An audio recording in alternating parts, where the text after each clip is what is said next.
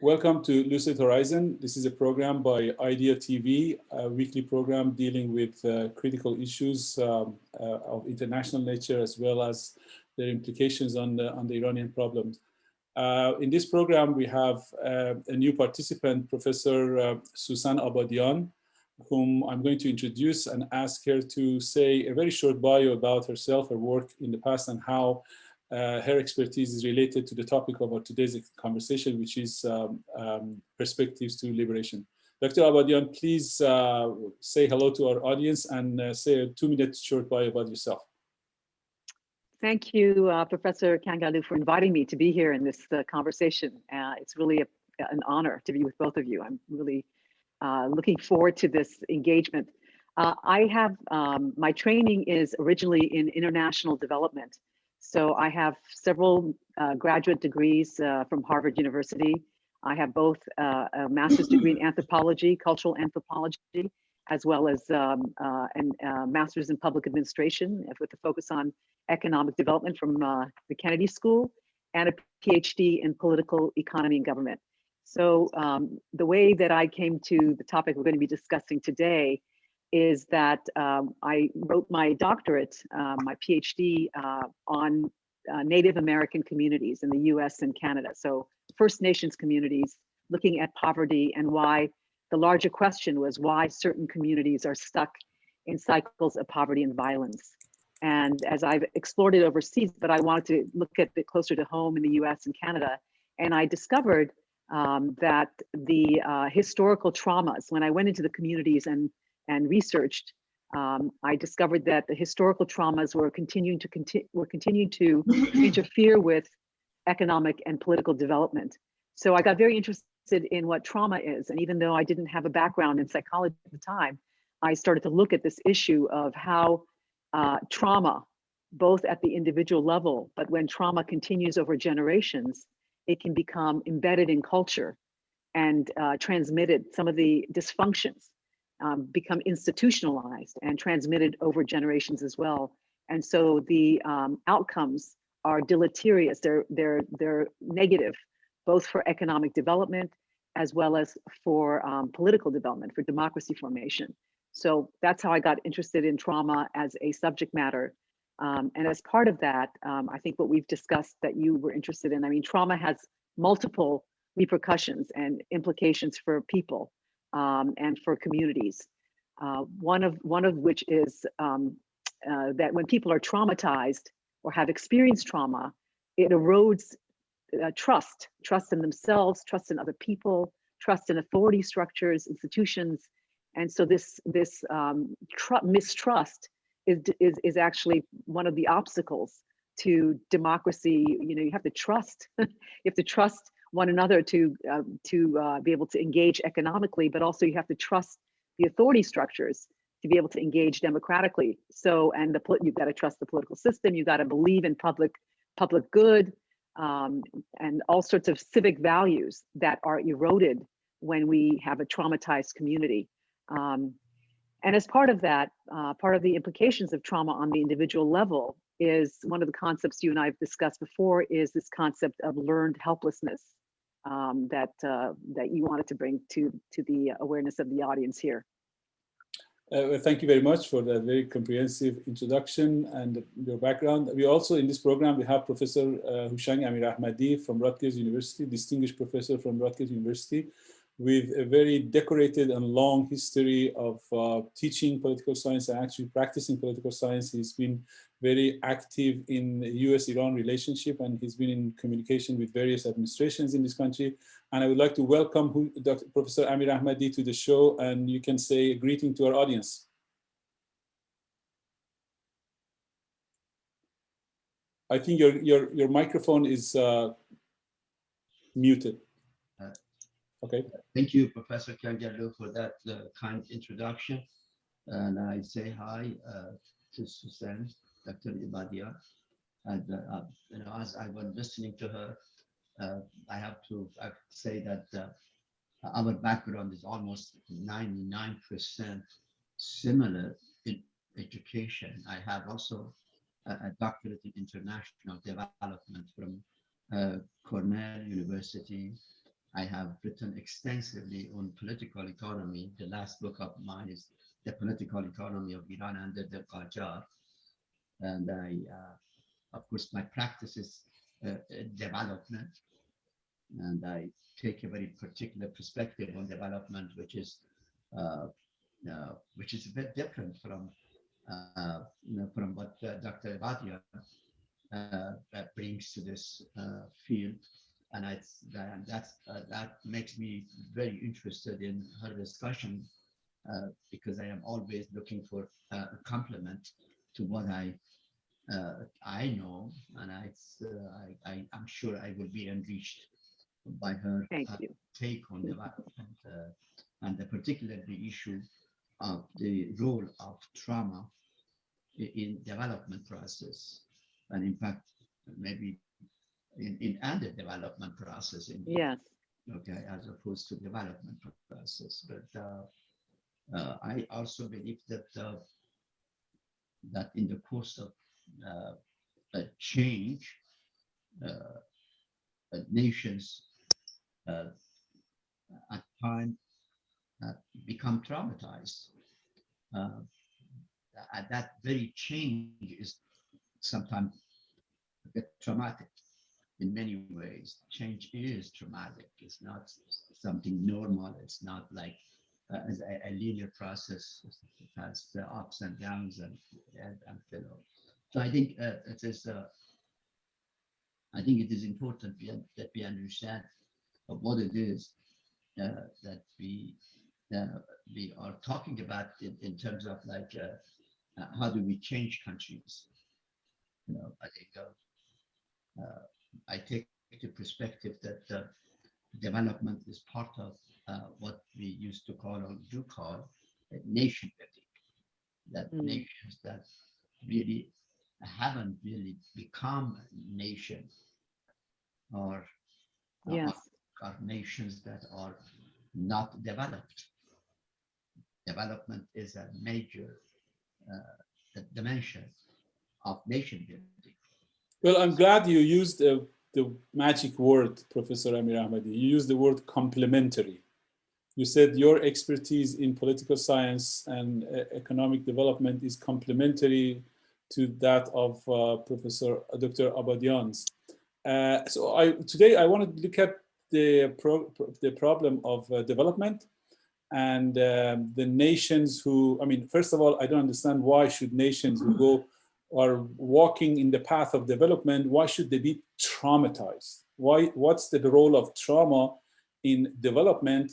And is there a barrier against development which acts as the agent of traumatization and then therefore it makes the issue of learned helplessness an irrelevant topic of conversation? Professor Abadian, could you say a few words about how nations in the process of development run against a barrier or in the form of dictators or poverty or war or geopolitics, and then in the process they become helpless and they become traumatized, and then their expertise is really empowering these nations through the understanding of the issue of learned helplessness?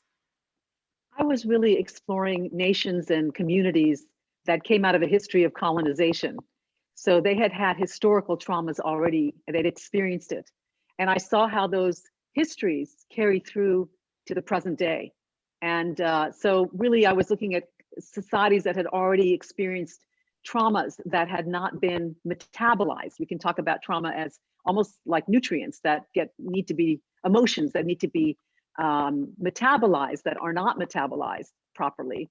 And that can, and depends on the severity of the trauma. I mean, I think change can be traumatic, and trauma in itself doesn't have to lead to horrible outcomes over time. I mean, trauma can be a source of growth. There's a term called post-traumatic growth, meaning that people can use trauma to actually expand and grow and evolve into higher forms.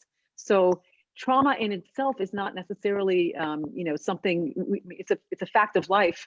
For I think being on the earth, trauma is partly part of the package, right? But, so it just depends on the trauma. And what I write about is that there are different kinds of collective traumas. There are also more extreme forms, less extreme forms, and so again, depending on the severity. And I have a whole framework about how, how depending on the severity and that there's certain factors that relate to that.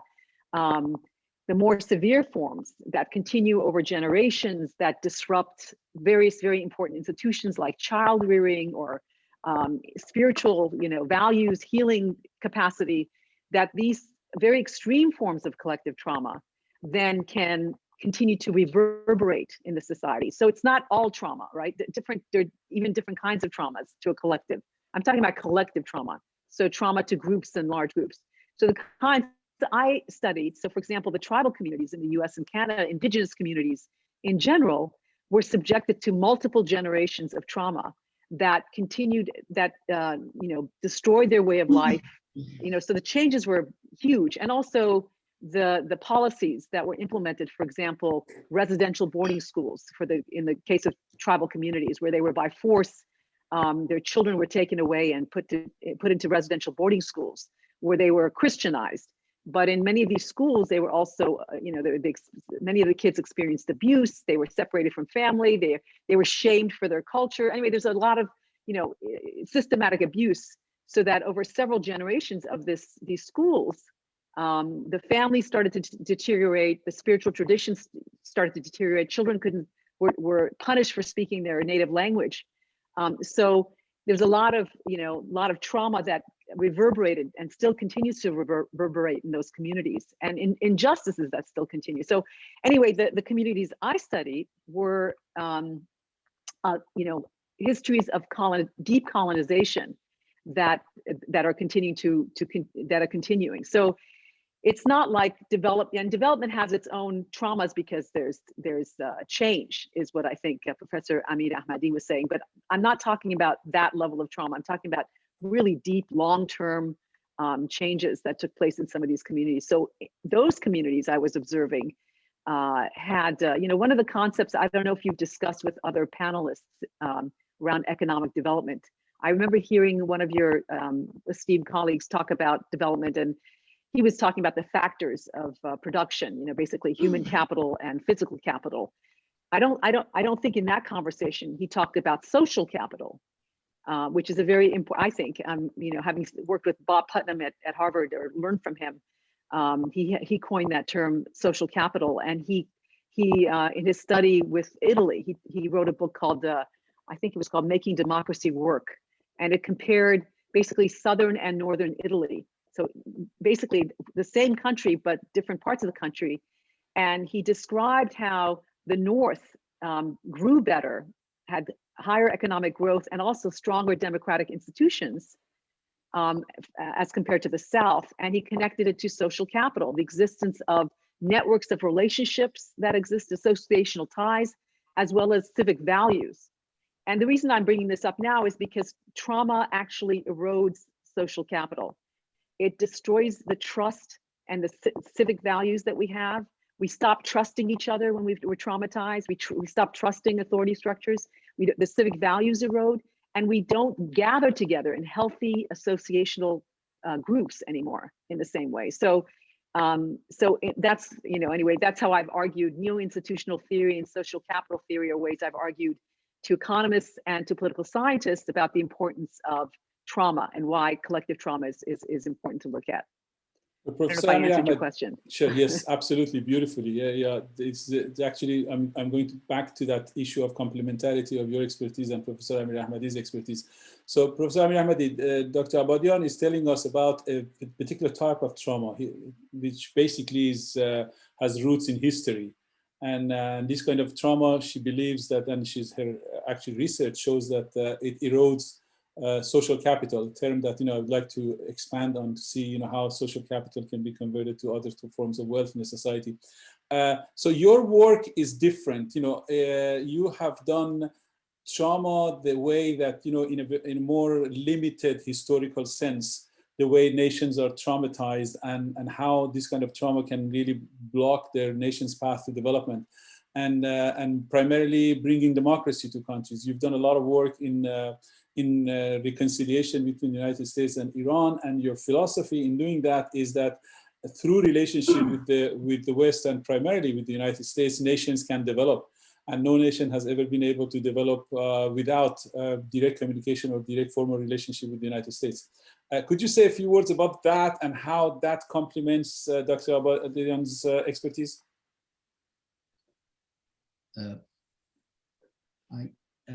That is how the relation between US and Iran complements this argument? You have advocated a relationship between US and Iran in order to take Iran beyond the trauma of Islamic revolution, right? And in the process of bringing democracy to Iran, you consider that to be the best approach. And that's quite different from what Dr. Abadian said. Could you please elaborate on that philosophy? And then we are going to go back to Dr. Abadian to see how the present trauma that the Iranian nation is experiencing now can benefit from her expertise. Yeah, thank you. I don't think that our approach is really different.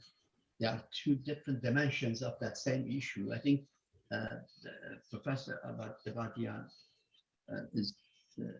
looks more into the inner tensions of the development. That is, I think her professor was Amartya Sen, I believe, and that I can see that influence, and that he believes that the development means capacity building. It means, bringing people to enjoy life, to overcome problems, to become independent, take action in life. So development doesn't mean just adding more to the GNP, to the per capita, or more education and so on. Although for Professor Sen, education is a factor in capacity building and a very important. So I think, I believe there are two sides to development. There is this physical side, and there is this non-physical side. I don't think that's a spiritual or whatever. It is just a non-material side, perhaps. It's the psychological. I don't know what. On the physical side, of course, people need their basic needs to be, provided and secured.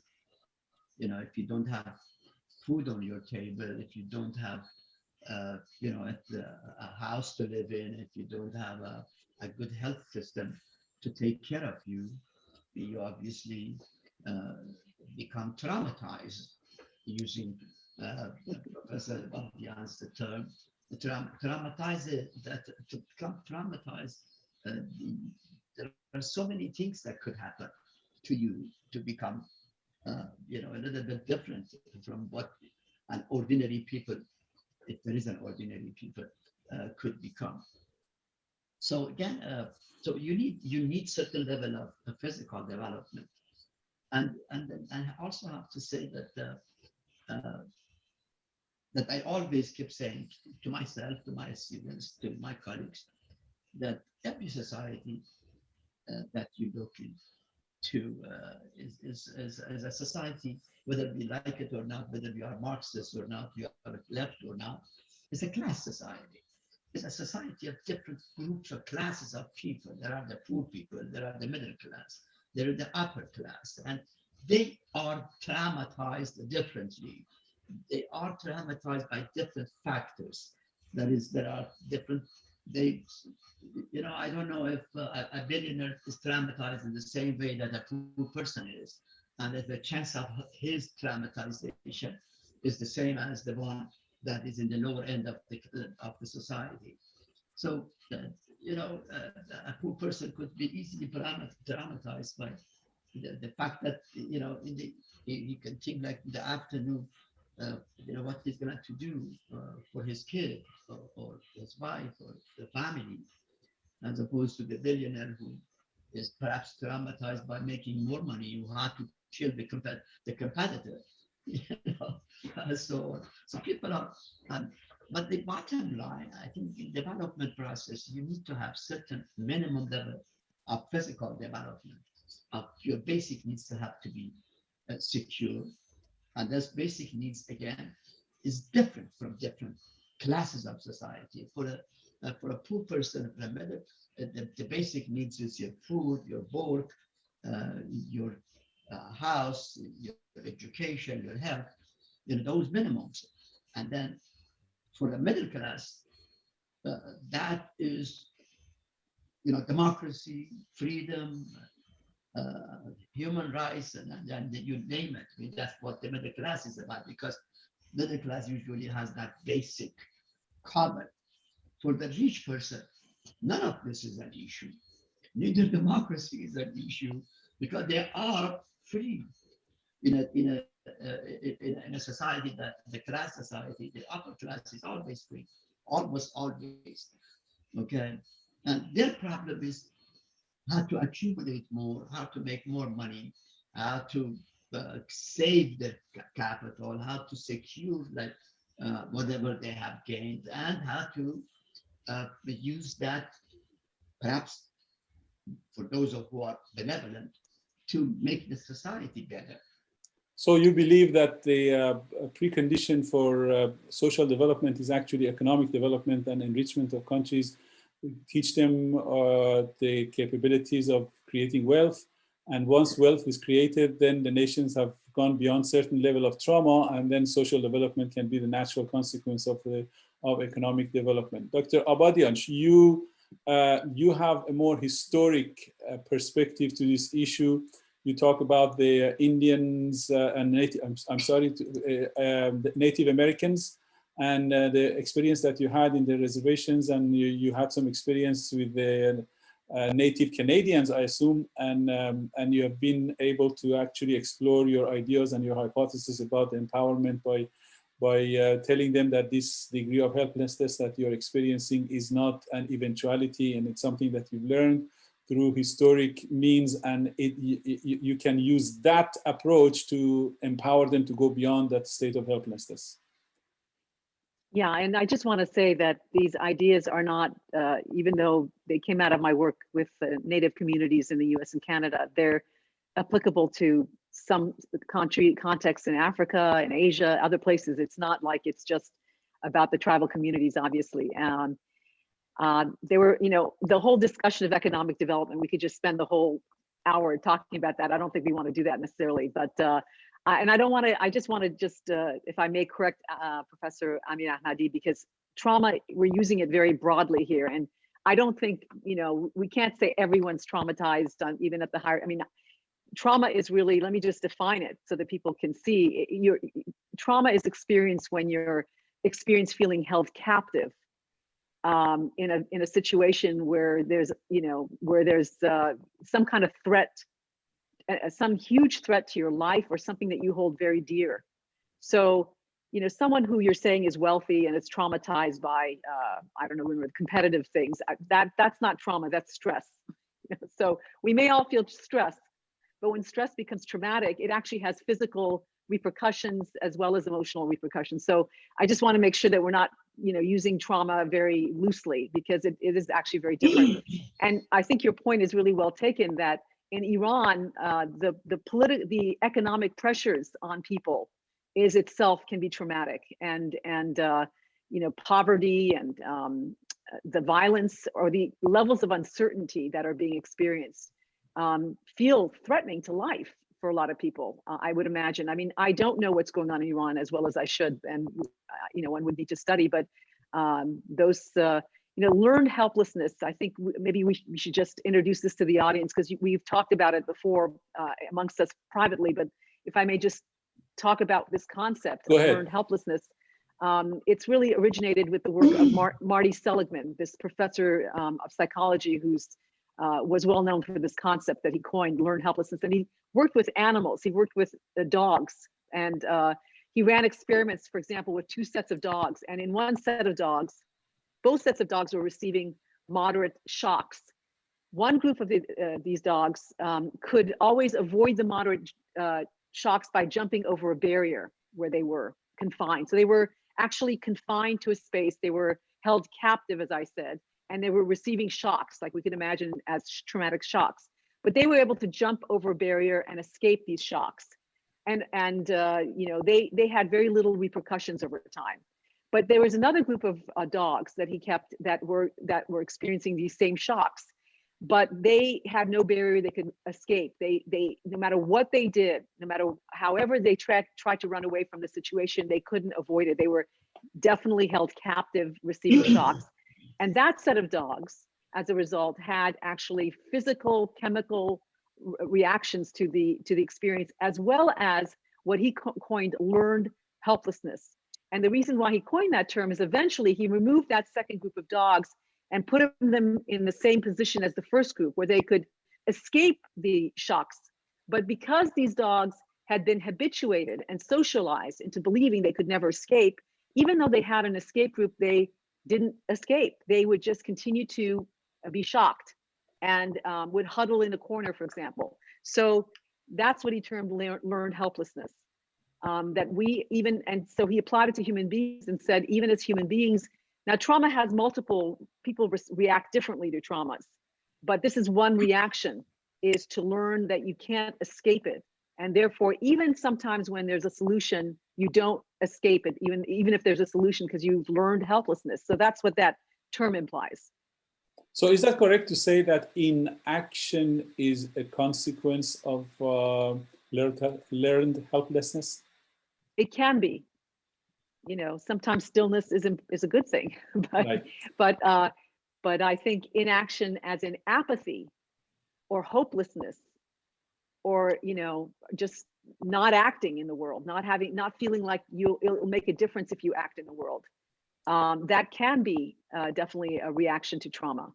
So Professor Amirahmadi, do you, taking the explanation and the description of helplessness and learned helplessness, do you think that in today's Iran, the people of Iran have been accustomed to this state of helplessness, and this question that is running around, you know, circulating in the opposition, asking, you know, opposition to, and this is actually a very hotly debated issue that the opposition forces are asking each other, why are Iranian people not doing anything? The same nation that rose up in a revolution and overthrew the Shah's government, how come they've become so complacent? Do you think this is a sign of helplessness if we judge it by inaction, or are there other political and economic and other forces at play that has created this kind of, I don't want to call it apathy, but lack of action? Yeah, I don't believe Iranians are in the state of inaction. There are lots of actions in doing that. We Iranians are, historically speaking, very revolutionary. We have made many revolutions in the last 120, 30 years. We have had several revolutions, or at least, you know, social movements of significant nature. Let me put it this way. I mean, I think starting with trauma, there is the trauma at the level of individual and the trauma at the level of nations. I think, of course, the sum total of individual traumas could be the national trauma, but I believe the national trauma is much bigger than that sum total. Okay, so the national trauma really is an historical experience, and the individual is only 100 years to 80 years, 70 years. They come and go. Nations have 3,000 to 4,000 years of civilization, and they have, Iranians, for example, have had at least for the last 1,400 years, have been extremely traumatized by external forces. You know, Iranian lost to the Arabs, they lost to the Mongols, to the Seljuk, the Turks, to Afghans, to Russians, to British, and to Americans. We have been losing. We've lost to everyone. Huh? We've lost to everyone.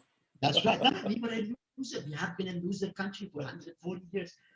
Throughout that period, only a few times we won. One was Nader Shah taking over India, and then a few times during the Safavid time. But generally speaking, 90% of the time, Iranians have been losers. And when you are a loser, you become a victim.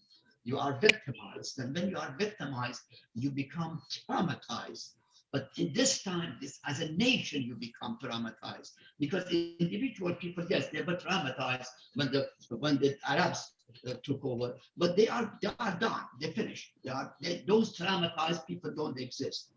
But the history exists for the nation of Iran. It's still Iranians, when they see Arabs, they go back to the history 1400 years to remember what the Arabs have done to them. Of course, they haven't done to that person that he's talking about because he didn't exist then.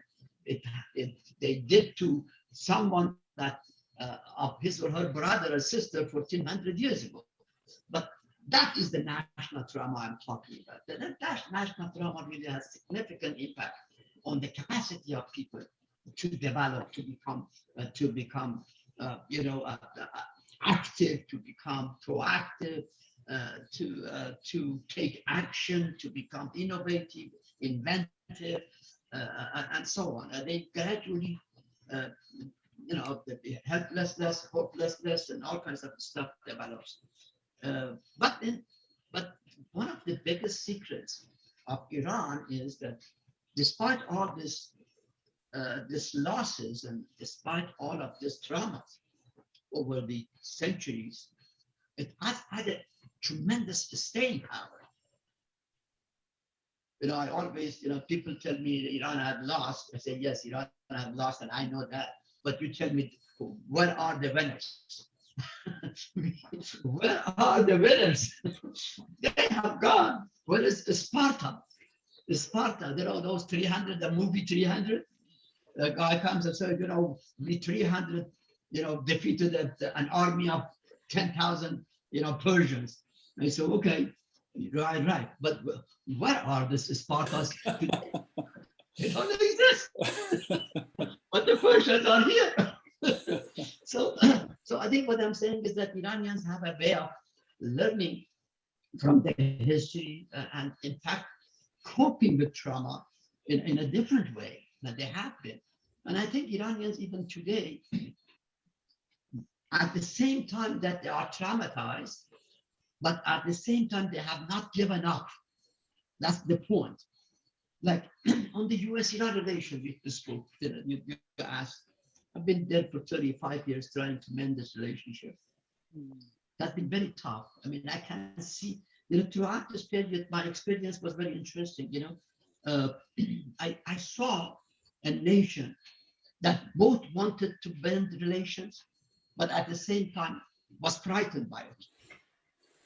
Somehow, it couldn't make up its mind which way to go. Yes, I want that relationship, but the minute the relation comes closer to some kind of a peace, they walk away. No, there is something wrong there. Again, that is back to the history. Unfortunately, the 19th century Iran was a bad Iran. I mean, not that Iran was bad. I mean, the whole situation, was bad, in the sense that this was the century that so-called foreigners began entering and penetrating and invading the country in a modern way, in an advanced way. The British and the Russians, but they entered Iran very differently than the Arabs did. And Arabs came with swords, but British didn't come with swords. They came with economy. They came with politics. They came with all kinds of policies, and they came to corrupting the elite, the political elite in the country, subjugating them to their wishes and so on. Again, so that was a very bad period for Iranians, and that's. But in my book, I very clearly demonstrate that Iran had more industries back in 1830s than it had in 1930s. For that 100 years, from 1830s to 1930s, Iranian industry dropped this way. You see, now you ask what happened. Well, you can see there are two forces out there that are doing it, the foreign forces and their domestic, helpers or servants or whatever, that's elite, from the king down to ambassadors, I don't know what. So again, this experience, this Iranian experience with their own contemporary history is a better history. They have tried a few times the tobacco movements. I started with the Babi movement, the tobacco movement, then the constitutional revolution, then Mossadegh movement, the nationalist movement, the Reza Shah's Iranist movement, and then this Islamic revolution. Throughout all of this, it's funny, Iranians have always been trying to locate their identity, and so then they can use that identity to move forward. Reza Shah will look for, 2,500 years ago, okay, and see what's going on, what happened there, what he can learn from them. And then Khomeini comes and says, the first 1,500 years is irrelevant. Let's start with Muhammad and see what we can learn from them, okay, and that will move us forward. But anyway, so to make a long story short, unfortunately, Iran is a traumatized nation. I think that for Iran, national trauma is much bigger than the individual trauma, which exists. I have to say. So you claim that the record of action by the Iranian nation that you just counted, at least for the last 110 years, major revolutions, major upheavals, major social uprising, is an indication of action, and that indication of action contradicts the state of helplessness. Dr. Abadian, do you? Okay. Did you want? I don't think that. I mean, Dr. Abadian can explain this better, but I don't think that in action, لزوما is necessarily, yes. It's an easier word for you. I said what I'm saying is that, yes, this is not an inaction in the sense. Maybe, you cannot always be in action. That's crazy. I mean, not even our individual. I sometimes sleep. I take time, take a drink and get a cigar, sit down and enjoy it. I don't always run after life. Iranians, as a nation, perhaps that's what they are. They also, as a nation, have the right to relax and to be inactive. That's right. Yes. Not to always be the streets and fight the regime. It comes. I believe. I tell you, this regime has no way to run away from the Iranian people. Right. No regime has been able to run away from the Iranian. Right. People. Your point is well taken. So the last point I wanted to make is on the social capital. I think it's a very, very important concept. In fact, in my development theory, I also have added something called territorial capital on the top of the social capital. The social capital is trust system, all of this stuff. And the territorial capital, which we often ignore, is the capital of a community. The social capital is part of it. It's part of the territorial capital. And every little society or a small society, big society, doesn't matter. You have that territorial capital, very unique to that territory. Yes. For example, the Rashtis, Gilanis are very expert in silk production. Mm-hmm. The Kashanis are good in terma or in carpet, like Tabrizis are in it. And these are territorial capital. That is territorial expertise and history, extremely important. Iran has a history as a nation, but believe me, every part of that nation has its own history. Right. And expertise and industries, and yes, that's true. The Iranis have a completely different experience with Arabs than, for example, Houthis have, or I don't know, Mashhadis have. But going back to the issue of helplessness, from the account that you just gave us from the contemporary history of Iran, Dr. Abadian, based on that, at least that short account of the last 110 years and 4 major upheavals in Iran, does Iranian community qualify for a traumatized society? I mean, judging by the actions that Professor Amirahmadi just gave us an excerpt of those major upheavals, I suppose you don't take Iran as a nation under trauma. Learned helplessness is a term you got very interested in. Yes. Also, but it's not the defining, it's not a defining characteristics of trauma. I think the description that Professor Amirahmadi had of Iranians wanting a relationship with the United States, but then being afraid, that describes to me, to some extent, a trauma response. So it's not learned helplessness. I mean, I work on the level of institutions and narratives. So, the narratives that come from historical traumas, that make people mistrustful of the United States, or, we can't trust the West, we can't trust America, we can't trust Britain, or all these kind of these are very trauma-laden, the conspiracy theorists. We saw it in the United States itself. These are trauma-laden, trauma-based perspectives and filters. And that's what I'm interested in. Learned helplessness is one piece of many possible outcomes of trauma. But anyway, so part of it is that people coming to the table to negotiate. I mean, I've worked with Palestinians and Israelis, 2 very traumatized groups, and they don't even see each other clearly. They're just working through these very damaged filters and coming at each other from these filters.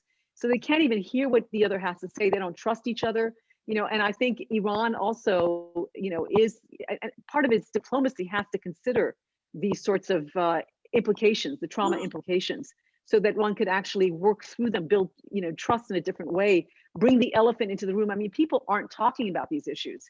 People are not talking about, if they understood trauma and were able to bring it into the room, I think it would be actually helpful in diplomacy. Yes, I mean, that the comparison between the conflict between Palestinians and Israelis and the fact that they came very close to peace, a decent, peaceful arrangement, and then one party or the other walked away. The 1993 was a perfect example of that, and that saga is still ongoing, and the peace is still far from reach.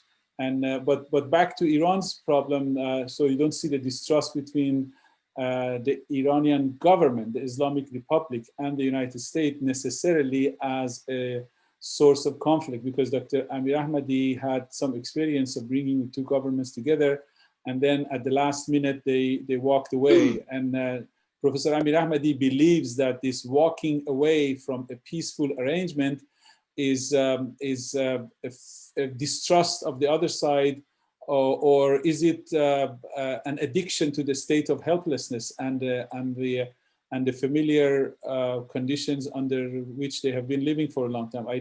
I don't know whether, from all these issues that we're talking about, we can find a golden recipe to help Iran and US to go beyond this condition. What do you think, Professor Amirahmadi? Yeah, that's let me give you perhaps an example on the US-Iran relation that solved this. I mean, first, as I said, US-Iran relation, both sides, to my surprise, for 40 some years in the relationship, have always seen that both sides wanted to settle with no war, no peace.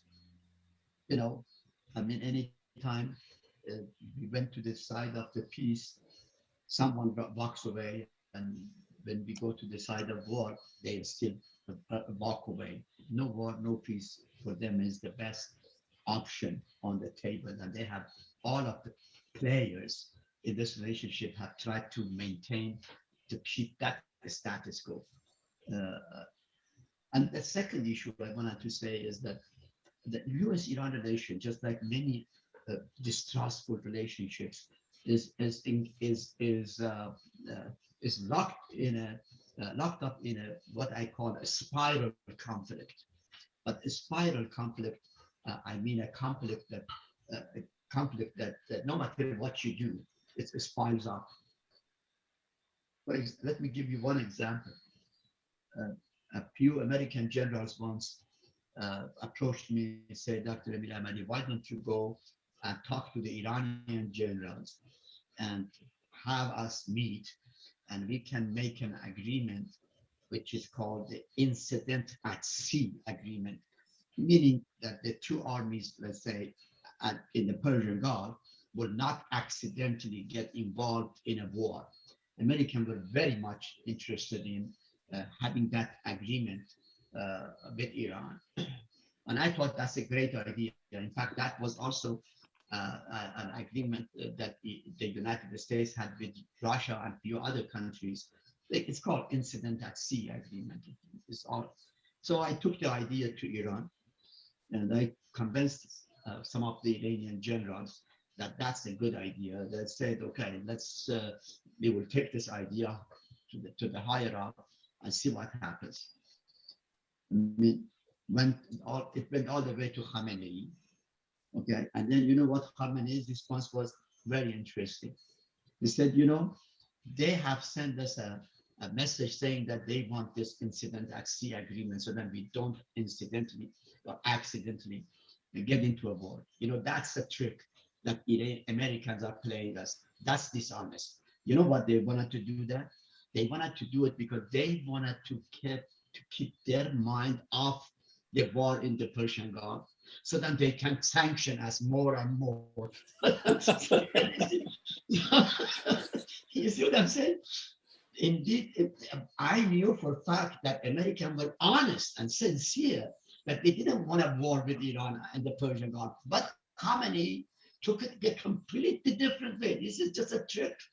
That's dishonesty. What they wanted to do is to sign this agreement with us so that they are completely comfortable with that side and their mind is off that war, so that they can go and sanction us. So that is what we call even good intentions. Very even imaginative. In a spiral conflict is considered bad, and it ratchets up. But this is the point. I know we're coming to an end, but this is where the personal becomes political, because I don't know what his history is, but the guy clearly has a very distorted filter. He can't trust. He's cynical, and these are hallmarks of trauma. I mean, people who have experienced trauma are like what you're describing. They cannot believe that people can be trustworthy. So to me, that's where the personal is political. And we have leaders in Iran misleading. They're not really leaders, people in positions of authority who are traumatized themselves, who are misleading our country. And that's part of the problem as I see it.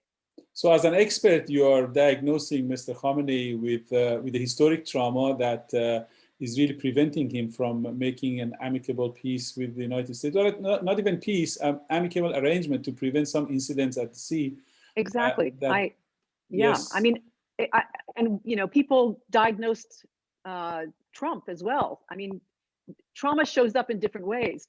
People who are traumatized can be disempowered, and they can be falsely empowered. I mean, Trump, for example, represented the falsely empowered. He was grandiose and arrogant, and I mean, these are all also hallmarks of trauma at times. So, I mean, I don't want to diagnose anyone. I don't know these guys. I don't know Khamenei's history. I don't know these people's histories, but I imagine that we've done research, political research, and political psychology, where there's demonstrated that people who are much more conservative and cynical tend to come out of family backgrounds where they were beaten as children, had very authoritarian fathers. And so there's a link. I mean, we try to say, oh, this is, trauma is just on the individual level and it doesn't have that much impact, but it actually has big impact. We have, white supremacy, a lot of white supremacists, when I was working at the State Department, I worked in the field of preventing violent extremism. A lot of violent extremism is related to histories of trauma. And we don't, it has to do with family, systems and family. So these things are all linked. It's not, they're very important. What happens in the family, how we raise our children, the relationship between a husband and a wife, how the father is, if there's physical violence and harshness and authoritarianism, that affects the child. And when they become an adult, it depends if they've handled the trauma. have not resolved the trauma, they live this out, continue to live this out with distorted filters. So that's what I'm hearing, what you're saying about Khamenei and others. I'd be very interested to know how they grew up. What was their life like? Well, he was a political prisoner. He was a political prisoner. So what you're saying is that it's not just the victims which are traumatized, the people who are disempowered, but the people in the position of power could also exhibit some behaviors of consequence of trauma. Oh, absolutely. I mean, trauma, as I said, can show up as being people who are traumatized can oftentimes feel victimized, but they also can be perpetrators. The perpetrators, our prisons are filled with perpetrators who have committed acts of violence because they feel entitled to do so. Yeah. They think they're entitled. So someone who's in positions of authority who feels entitled to, repress people and oppress people and throw them in jail. And, usually their trauma, they come from a background of trauma. So it can show up in different ways, in other words. So coming back to the topic of the conversation, which was perspective to liberation, I want to give each of you 2.5 minutes, that's all the time we have, to tell us if there is a liberation approach to liberation for people. Now, from at the end of our conversation, we came to the conclusion that when we talk about Iran, we're talking about a nation that the people and the people in power and the people outside power, the nation and the leaders, they're both traumatized, and they're perpetuating the trauma through their grievances that they are carrying against the government of Iran, is carrying grievances against the government of the United States and the Western world, and the Iranian people against their own government. So, Professor Amirahmadi, could you in 2.5 minutes tell us if there is a way out of this and there is an approach to liberation of Iran? First, on the more psychological side and on the more scientific side of this drama, I will let the Professor Abadian speak. But let me make a comment on it a little bit differently on this issue. Honestly, perhaps I should acknowledge it's the first time that I started thinking like, instead of just going and telling people that Khamenei doesn't want US-Iran relations for whatever reason, perhaps we should really take a closer look at his personality, his experience, his history. And this is why Khamenei has taken the position on the US that he has. I mean, some people say, he's a lefty and is an anti-imperialist position. He's a pro-Russia, is the Soviet position. Is a religious position because he's an Islamic revolutionary and all that. But none of us really ever took a closer look at his life, his experience. Khamenei was a mullah, a third-rate, fourth-rate mullah, then suddenly was jumped into a revolution, a huge change in his life. I mean, I think that very change traumatized him. Many of these leaders, big time, many of them never, ever thought they would become leaders of a country like Iran. I mean, they were sort of like dropped into a particular situation. And that was by itself a huge traumatic experience for them. They were not just ready for the possessions they took. The presidents and vice presidents, ministers, God forbid what. They were not at that level. So that itself traumatized them. Okay, now Khamenei himself started his job, okay, in the war front, basically, in the war with Iraq. He used to put army, stuff, the uniform. And he was working with the Pasadaran and the guys at the front fighting Iraqis. And then Khamenei got a shot, it got. We have 1 more minute, and I want to give that 1 more minute to Dr. Abadian.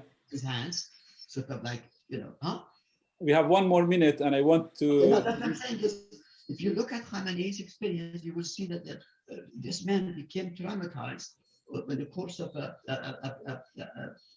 last 40 years in a very specific ways. He was subject of a terror assassination attempt. He was in the war front. All kinds of stuff. Yeah. So I think the time has come for us to take a closer look at this man and to see why he developed the kind of idea that he has developed, became so cynical about the US. All right. Thank you very much. Dr. Abadian, do you see a way for liberation and approach to liberation for Iranian people, given that both nation and leaders are traumatized?